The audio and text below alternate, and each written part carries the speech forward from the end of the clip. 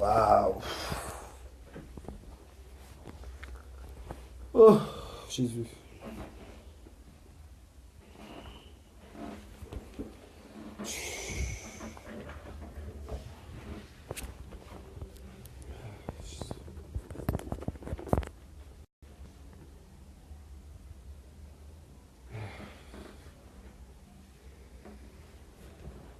Je positionne bien.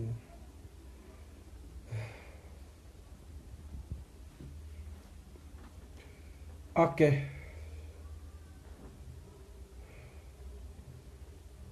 Waouh, waouh, waouh, waouh, waouh, waouh.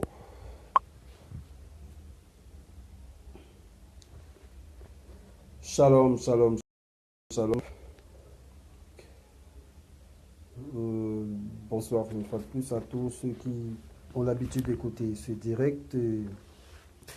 Que le Seigneur vous bénisse. Oh, je suis content de te voir, Maman Isha. Je suis content de savoir que tu es en ligne. Que le Seigneur te comble de ses grâces. Euh, que la paix du Seigneur soit avec toi pendant ce moment. Nous allons parler juste d'une petite chose samedi dans notre périple sur les fondements de la foi chrétienne. Nous allons conclure avec le chapitre 5 de Matthieu et à partir de la semaine prochaine, nous allons aborder le chapitre 6. Je vais d'abord prier. Père, je te rends grâce parce que tu es Dieu et si tu as permis que ce marathon que nous avons commencé depuis quelques semaines continue à avancer, c'est parce que tu veux bénir ton peuple, tu veux libérer les captifs, tu veux annoncer la bonne nouvelle à un pauvre et tu veux ramener la liberté aux prisonniers et surtout annoncer ton année de grâce. Père éternel des armées, tu nous as oints pour cette mission. Le moment est venu où je veux que tu parles à ton peuple, mon souhait le plus ardent est que tu parles à ton peuple, Père éternel des armées. Ce n'est pas moi qui parle, parce que la Bible nous dit que ce n'est pas nous qui vivons, c'est toi qui vis en nous, et que ce n'est pas nous qui parlons, ce n'est pas nous qui prions, c'est ton esprit qui se manifeste à travers nous. Et la Bible dit que c'est poussé par ton esprit que les hommes parlent de la part de Dieu, Saint-Esprit de Dieu. Viens donc me pousser à dire ce que tu veux dire ce soir. Au nom de Yeshua, ouvre les oreilles, ouvre le cœur, ouvre l'esprit de tous ceux qui vont écouter ce message. Au nom de Jésus. Amen. Waouh, waouh, waouh, je sens une forte tension prophétique. Et je sais que le Seigneur veut faire quelque chose d'exceptionnel pour quelqu'un cet après-midi. Bien-aimés, nous allons ouvrir nos Bibles dans le livre de Matthieu chapitre 5. Waouh, j'aime ce verset. Le verset 48, dernier verset du chapitre 5 de Matthieu. La Bible nous dit, oh, je suis très heureux lorsque je lis ce passage. À chaque fois que je défile, j'arrive à ce niveau, je suis très content parce que Dieu nous aime. Tu vas dire Dieu m'aime. Tu vas dire avec moi Dieu m'aime. Dieu m'aime. Dieu nous aime, bien-aimés. C'est pourquoi il ne se lasse de nous conseiller à travers sa parole. La Bible dit, soyez donc parfaits comme votre Père céleste est parfait. Waouh, waouh, waouh. Bien-aimés, nous allons parler de quelque chose aujourd'hui. Nous allons parler de la perfection. Selon Jésus, selon le Seigneur, selon Dieu. Amen. Dans les épîtres de Paul aux Romains, la Bible nous parle de 3 dimensions de l'homme. Amen. Waouh, waouh, j'aime cet enseignement. La Bible nous parle de 3 dimensions de l'homme.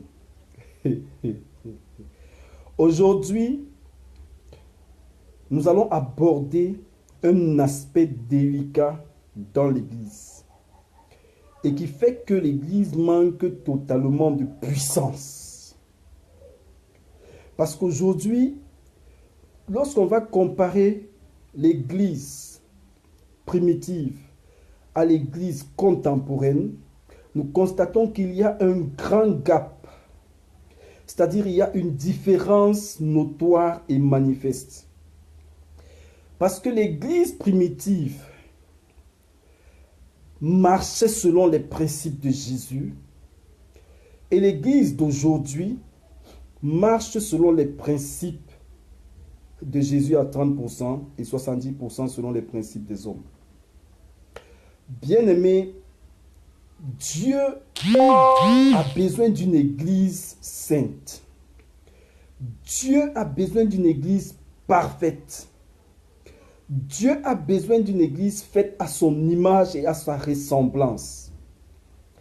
En tant qu'épouse du Père, en tant qu'épouse du Messie, en tant qu'épouse du Créateur, l'église doit être à l'image de celui qui nous a créés. Bien-aimés, tel que notre Dieu est parfait, nous devons aspirer à la perfection.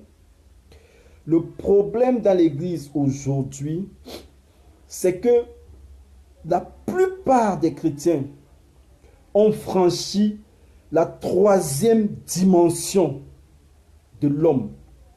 Mais personne n'a pu accéder à la quatrième dimension. Waouh, waouh, waouh, waouh, waouh. Paul nous parle de l'homme animal, de l'homme charnel et de l'homme spirituel.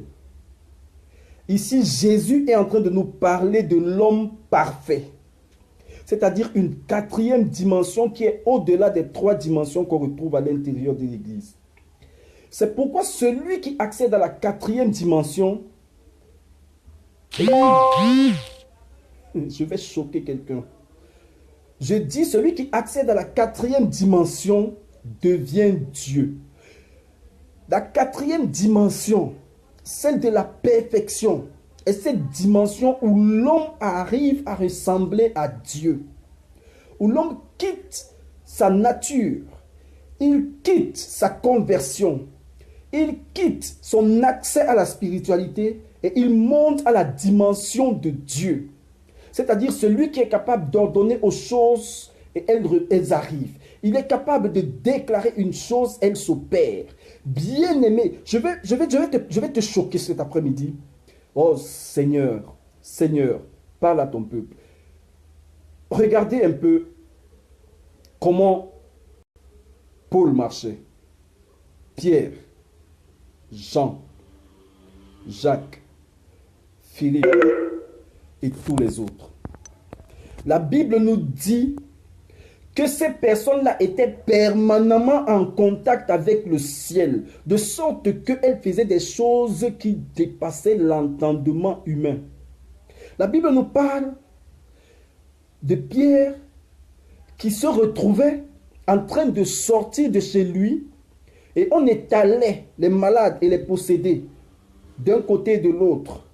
De sorte que lorsqu'il passait, son ombre chassait des démons, son ombre guérissait les malades, son ombre créait des miracles qu'il n'avait besoin de toucher, n'avait pas besoin de déclarer. Et Dieu.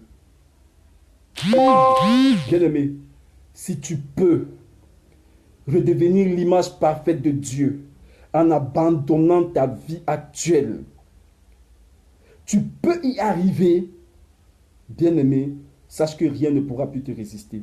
Les choses nous résistent aujourd'hui en tant que leader spirituel, en tant que chrétien, en tant qu'homme de Dieu, en tant que femme de Dieu, en tant que servante de Dieu, parce que nous sommes limités à la troisième dimension, c'est-à-dire celle de marcher avec le Saint-Esprit. Bien aimé, la Bible dit, Jésus dit, je ne vous appelle plus serviteur, mais je vous appelle ami. Parce que vous connaissez mes secrets. Un serviteur ne connaît pas les secrets du maître, mais l'ami connaît les secrets de son ami. Jésus disait, vous ne connaissez pas les secrets du ciel, ni les mystères du ciel, c'est pourquoi vous êtes limités. Bien-aimé, il faut aspirer à parfaire son attitude. On ne peut pas être leader spirituel et se comporter en homme charnel.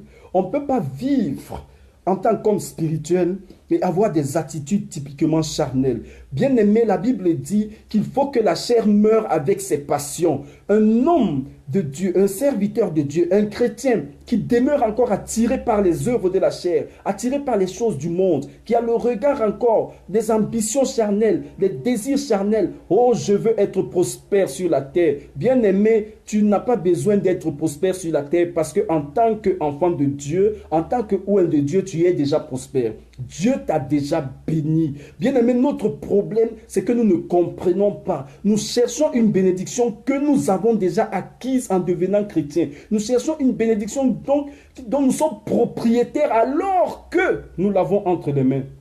La seule chose que Dieu demande, soyez donc parfaits, comme votre Père céleste est parfait. Parce que celui qui est parfait est au-dessus de tout. La Bible dit, je vous ai donné le pouvoir de marcher sur. La Bible dit, je ferai de la terre ton marchepied. La Bible déclare des choses exceptionnelles, des promesses exceptionnelles. C'est dit, se tient derrière tes paroles pour les accomplir. Bien-aimé, je vais te choquer. Dans le temps, Dieu parlait aux prophètes qui étaient une catégorie de personnes mises à part. Mais aujourd'hui, tout chrétien est mis à part, en principe. Mais on n'arrive pas à rester à part. On veut être mêlé au monde et vivre la vie chrétienne, c'est ce qui nous limite.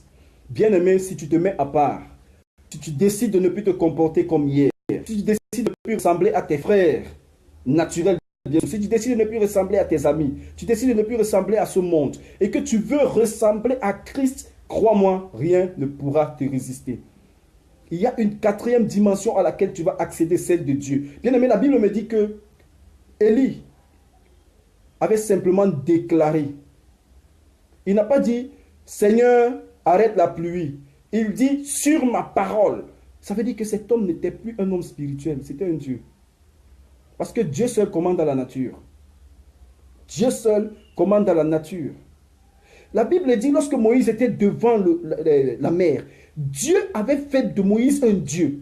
Il avait dit à Moïse, je te fais Dieu. Mais lorsque Moïse est arrivé devant la mer, il a regardé à Dieu. Le Seigneur lui a dit, mais tu as le pouvoir entre tes mains. Mais je n'ai plus rien à déclarer. Ordonne à la mer d'être divisée. Tu as quoi entre les mains? Tu as l'autorité, tu as le pouvoir, tu as tout. C'est ça aujourd'hui. Tu as reçu l'onction du Seigneur en l'acceptant dans ta vie. Cette onction, c'est l'autorité. Tu as cette autorité. Qu'est-ce que tu en fais?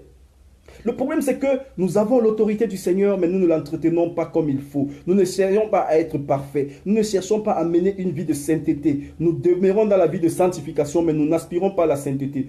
Là encore, je vais t'expliquer quelque chose. Lorsque la Bible nous dit « saint comme le Seigneur », ça veut dire qu'une personne sanctifiée peut ne pas être sainte. Parce que lorsque tu es sanctifié et que tu demeures homme, tu n'aspires pas à la sainteté. Il faut que tu te sanctifies et que tu quittes l'état d'homme pour chercher à devenir un Dieu. Un Dieu ne recherche pas les choses de la terre. Un Dieu recherche les choses du ciel. Un Dieu n'a pas besoin d'avoir une voiture. Bien que la voiture soit utile, il sait que la voiture est à sa portée quand il en a besoin. Un Dieu n'a pas besoin de se casser la tête pour chercher comment il va construire sa maison parce qu'il sait que la maison est à sa portée. Un Dieu n'a pas besoin de se casser la tête de comment il va manger parce qu'il sait que la nourriture est à sa portée. Un Dieu n'a pas besoin de se casser la tête pour ses vêtements. Un Dieu ne regarde pas aux choses physiques, il regarde aux choses spirituelles. Un Dieu sait que tout est à sa portée. Ça veut dire qu'il ne se soucie plus de rien qui concerne sa vie sur terre. Il se soucie d'une chose, rentrer dans la dimension de Dieu qu'il est. Donc toi aujourd'hui qui es chrétien, s'il te plaît, j'aimerais te dire une chose ce soir. Il faut abandonner ce à quoi tu es attaché. Parce que Dieu t'attend ailleurs. Dieu t'attend ailleurs. Tu es sorti du stade de l'homme animal qui était celui-là qui ne savait rien, qui ne savait même pas que Dieu existait, qui vivait comme ça selon son instinct, selon la nature, ce qu'il a trouvé, les traditions, les coutumes et autres. Tu es sorti de ce stade, tu es rentré dans le stade de l'homme charnel, celui qui a accepté Jésus, qui a commencé à marcher dans l'église, qui a commencé à prier, qui a commencé à se mettre sous l'autorité d'un pasteur. Après cette étape, tu as reçu le Saint-Esprit, tu es rentré dans la dimension de l'homme spirituel, celui-là qui peut déjà déclarer des choses qui s'opèrent, qui peut déjà prier en langue, qui peut déjà opérer des miracles, qui peut déjà manifester les dons. Mais il ne faut pas te limiter là. Parce que tout le monde peut manifester les dons. Qu'est-ce qui fait la différence entre les enfants de Dieu? Qu'est-ce qui te rend parfait? C'est le fait qu'en plus de manifester les dons, Donc il faudrait qu'en plus de manifester les dons spirituels, que tu rentres dans une dimension d'attitude divine, c'est-à-dire tu marches avec assurance, parce que tu sais que partout où tu vas, tout est à tes pieds, tout est sous tes pieds. Il avait dit à Josué, tout lieu que la plante de tes pieds foulera, je te le donne en possession. Ça veut dire que Josué savait que tout lui appartenait. Bien aimé, tout nous appartient. Mais on ne possède rien parce que nous sommes restés spirituels. Et les chrétiens sont devenus trop spirituels aujourd'hui. Ils ne comprennent pas que Jésus a contourné le spirituel pour monter dans la dimension de la perfection, pour réaliser tout ce qu'il a réalisé. Bien aimé, tout ce que les autres ont réalisé, c'est parce qu'ils sont quittés de l'état d'être spirituel à celui d'être parfait. Vous comprenez? Ils ont abandonné leur vie, ils ont abandonné leur famille, ils ont tourné le dos à tout et ils se sont dit, aujourd'hui nous ne sommes plus ce que nous étions hier. Nous avons une autre identité. Maintenant, il faut honorer cette identité par notre attitude, par notre comportement. Hier, j'étais un braqueur. Hier, j'étais un voleur. Hier, j'étais une prostituée. Hier, j'étais un agresseur. Hier, j'étais un menteur. Hier, j'étais un tricheur. Aujourd'hui, je ne dois plus faire toutes ces choses pour parfaire mon attitude. Et lorsque je parfais mon attitude, je commence à adopter le comportement de Jésus. Ça veut dire que je suis en train de monter à une autre dimension. Parce qu'aujourd'hui, on trouve encore des hommes spirituels qui volent, qui trichent, qui mentent, qui escroquent, qui se prostituent, qui forniquent, qui font des choses bizarres. Ça veut dire qu'ils n'ont pas encore compris une chose. Parce que tant que tu es spirituel et tu as une attitude charnelle, il y a un problème. Il y a un problème. Il faut que, en tant qu'être spirituel, tu arrêtes tout ce qui est charnel dans ta vie pour rentrer dans la 4e dimension. J'aurai l'occasion de faire cet enseignement sur la 4e dimension de l'homme. Mais Dieu nous parle ici d'être parfait. D'être parfait, c'est-à-dire il faut quitter le stade d'homme spirituel. Beaucoup de chrétiens n'avancent pas parce qu'ils sont devenus spirituels et s'ils sont limités là. Mais bien aimé, au-delà de la spiritualité, il y a la perfection. Ça, j'ai dit, je vais choquer quelqu'un aujourd'hui. Bien aimé, tu peux parler en langue. Tu peux prier pour les malades, ils guérissent. Tu peux même opérer des miracles. Mais tant que ton attitude, il y a encore un peu d'influence charnelle là-dedans, il y a encore un problème dans ta marche. Tu ne peux pas ordonner les choses obéissent. C'est ça la différence. Il faut avoir la capacité de ramener à l'existence ce qui n'existe pas. C'est-à-dire, tu as un besoin le matin, tu y penses fort, tu te lèves, tu ouvres les yeux et puis ça se réalise. C'est ça, c'est là où Dieu nous attend. Dieu ne nous attend pas à l'imposition des mains. Dieu ne veut pas qu'on se limite au parler en langue. Dieu ne veut pas qu'on se limite à, je ne sais pas, au cantique et à l'adoration à l'église. Mais Dieu voudrait que tu sois Dieu. Il dit, il veut que tu deviennes comme lui. Mais lorsqu'il parle de perfection, on peut remplacer, il dit, soyez donc Dieu comme votre Père céleste est Dieu. C'est ce que Dieu nous demande d'être. Dieu voudrait que nous soyons des dieux. David disait quoi? Il disait à David, ne savez-vous pas que vous êtes des dieux, mais vous mourrez comme des hommes, que vous ne savez pas qui vous êtes. Ah oui, les chrétiens meurent comme des hommes. Un chrétien ne peut pas mourir comme un homme. Quand je parle de mourir comme un homme, on ne parle pas de mort physique, on parle de mort spirituelle. Il y a plein de chrétiens qui demeurent malades. Il y a plein de chrétiens qui sont dans les blocages, les limites. Je ne sais pas, ils ont toutes sortes d'obstacles au-dessus d'eux. La sorcellerie les domine. Les influences environnementales marchent sur eux. C'est parce qu'ils n'ont pas compris qu'ils sont des dieux. Un Dieu n'obéit pas aux lois naturelles. Un Dieu n'obéit mental. Un Dieu n'obéit pas à ce qu'il trouve dans un terrain. La Bible dit, lorsque nous arrivons, le terrain est sous notre autorité. Bien-aimé, oh Yahweh, dis avec moi, je veux devenir parfait. Je veux devenir parfait. Un Dieu ne s'adapte pas à l'environnement, c'est l'environnement qui s'adapte à lui. Oh bien-aimé, tu ne peux pas arriver quelque part. Partout où tu vas, il faut... Je vais te prendre, Seigneur. Lorsqu'on est bâti quelque part, lorsqu'une église est bâtie quelque part, au début, on essaye d'évangéliser, mais à un moment donné, c'est ce qui se passe à l'intérieur de l'église qui parle de l'église. C'est-à-dire, il y a des personnes qui sont venues, qui ont trouvé leur délivrance, qui vont dire dehors, je suis allé dans ce lieu, j'ai trouvé ma délivrance. L'église s'impose dans cet environnement. Ce n'est pas l'environnement qui impose son rythme à l'église. C'est l'église qui s'impose et l'environnement s'adapte à ce que l'église veut. À un moment donné, l'environnement commence à dépendre de l'église. C'est-à-dire les personnes qui habitent là, les sorciers qui sont là, sont dans la panique totale. C'est-à-dire cet environnement est influencé par l'autorité de l'église qui est implantée quelque part. Toi, tu es une église. La Bible dit que tu es le temple du Saint-Esprit. Pourquoi ne peux-tu pas prendre l'église comme exemple? C'est-à-dire, il faut que toi, quand tu arrives quelque part, Que ce soit ce quelque part qui s'adapte à toi, ce n'est pas toi qui dois t'adapter à ce que tu trouves.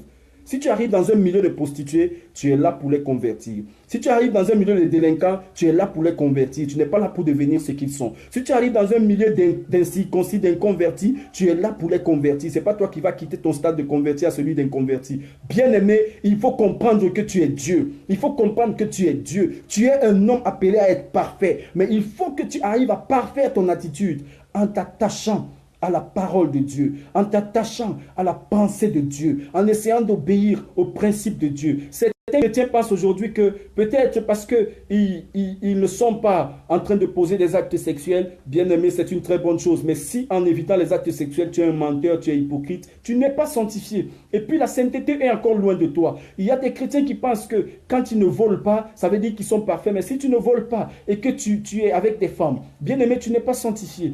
Il y a encore un problème pour que tu puisses accéder à la sainteté. Abandonne ces choses et puis cherche. Bien aimé, Dieu nous a dit de nous marier. Marie-toi. Et lorsque tu vas prendre une femme, tu vas la mettre à côté de toi. Dieu pourvoira, vous allez vous marier officiellement et tout va marcher. Toi, jeune fille qui est à l'église, si un homme vient vers toi, dis-lui, mon frère, je ne veux pas essayer, je vais y aller une fois pour toutes. Imposez votre rythme autour de vous. Je ne sais pas pourquoi le Seigneur parle de ça, mais que le Seigneur vous bénisse. Ce message certainement arrivera dans les oreilles d'une personne qui a besoin. Bien-aimé, je vais te dire une chose. Il est possible que tu sois parfait.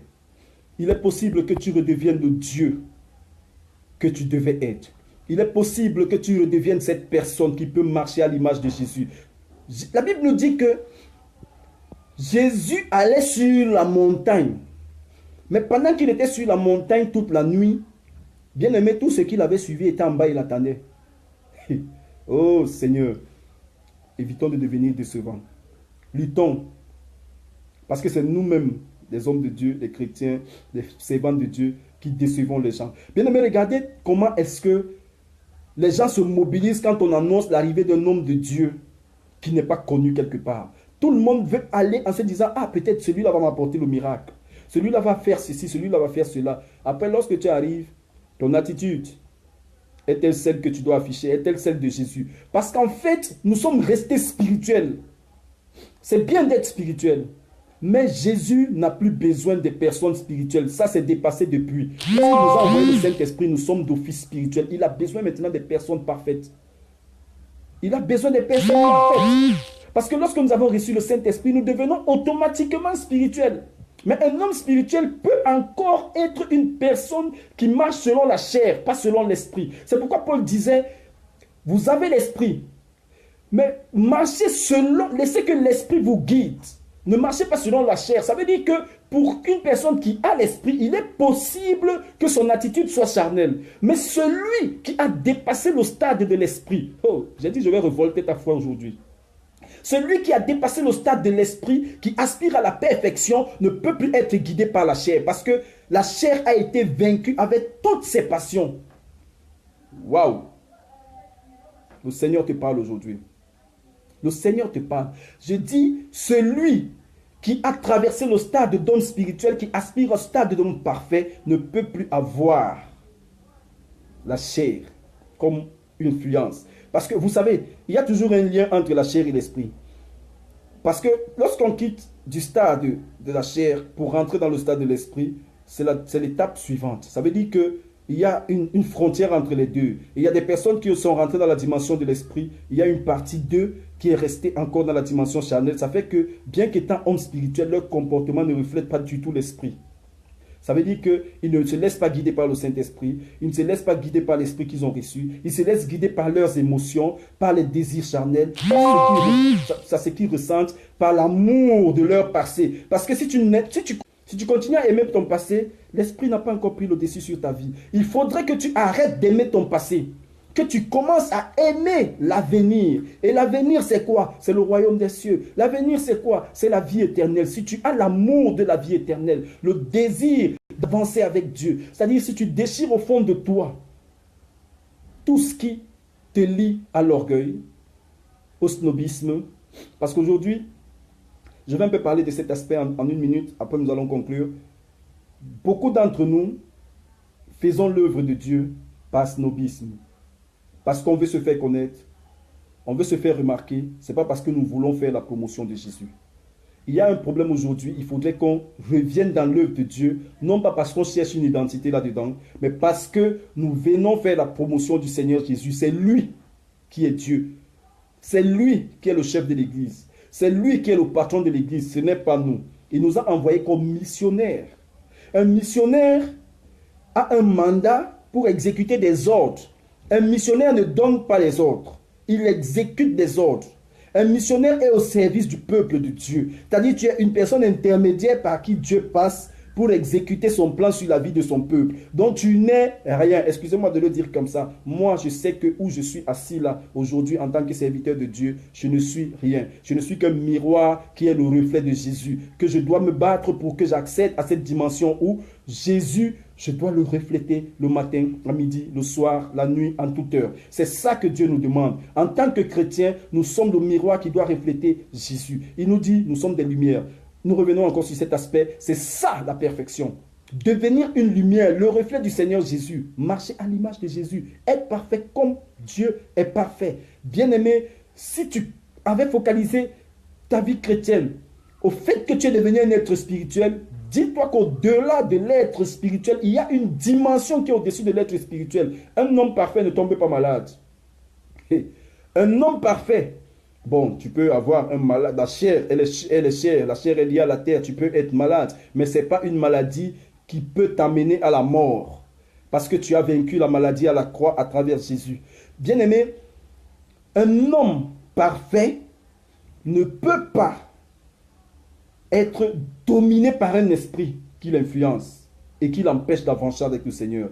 Ça veut dire qu'il y a encore de la chair en lui et c'est sur la chair que la terre s'appuie parce que le diable a été précipité où? Sur la terre. Et nous sommes tirés de la terre. Donc le lien qu'il y a avec le diable vient de la chair. Donc c'est pourquoi cette terre de laquelle nous sommes tirés est le point de contact par lequel le diable peut passer pour nous atteindre. Mais si nous avons détruit la chair, et que nous sommes en train de marcher maintenant vers la perfection, l'Esprit de Dieu devient notre ami, il ne devient plus un guide, il ne devient plus un consolateur, il n'est plus l'admirable conseiller, il est notre ami. Je dis, l'Esprit de Dieu est un esprit de conseil, mais à un moment donné, il n'est plus esprit de conseil, il devient esprit de puissance, il devient ami. Amen. La Bible dit que dans Acte 10, 38, la Bible dit Dieu a oint Jésus-Christ d'esprit saint et de puissance, de sorte qu'il allait faisant le bien de lieu en lieu et guérissant tous ceux qui étaient sous l'empire du diable. Vous comprenez un peu cette transition-là? Dieu a oint Jésus de quoi? D'esprit saint et de puissance. C'est-à-dire, Dieu te oint d'esprit saint, mais maintenant il te demande de parfaire ton attitude pour que cet esprit saint soit transformé en un esprit de puissance. Tu n'es plus en train de marcher avec le Saint-Esprit, tu es en train de marcher avec l'esprit de puissance. C'est cet esprit qui va permettre que partout où tu es, tu deviens un Dieu. Tu commandes aux choses et elles obéissent. Tu ordonnes et les choses se manifestent. Tu n'as pas besoin d'aller entrer dans un cercle ou faire n'importe quoi pour atteindre cette dimension. Il suffit simplement de parfaire ta vie de sanctification, aspirer à la sainteté, chercher à devenir parfait comme Dieu. Va dans les Saintes Écritures, tu vas trouver l'attitude de Dieu là-dedans, tu vas trouver le comportement de Jésus, tu vas trouver tout ce que Jésus a fait dans les Saintes Écritures. Lis les évangiles, Matthieu, Marc, Jean, Luc. Lis ces évangiles, tu peux aussi lire les épîtres que les apôtres ont rédigés. Tu vas trouver comment Jésus voulait que nous marchions. Bien aimé, je te conseille de lire ta Bible. Le problème du chrétien aujourd'hui, c'est qu'il n'est pas ami avec sa Bible. Il est ami avec le pasteur, il est ami avec les paroles du pasteur, mais il n'est pas ami avec la Bible. Je ne te dis pas de ne pas écouter les paroles du pasteur parce que Dieu l'a mis devant toi pour t'aider. Mais, sois ami avec ta Bible. Écoute l'instruction à travers la bouche de l'homme que Dieu a établi au-dessus de toi dans le ministère, dans l'église, dans l'assemblée que tu fréquentes. Mais sois ami avec ta Bible. C'est là le secret pour parfaire son attitude. Tu lis, tu essaies de mettre en application, tu vas voir comment tu vas aspirer vers la perfection. Bien aimé, je te conseille aujourd'hui de chercher à devenir parfait, à atteindre cette 4e dimension parce que l'Église est remplie de chrétiens limités à la 3e dimension de l'homme, celle de l'homme spirituel, mais on peut devenir parfait.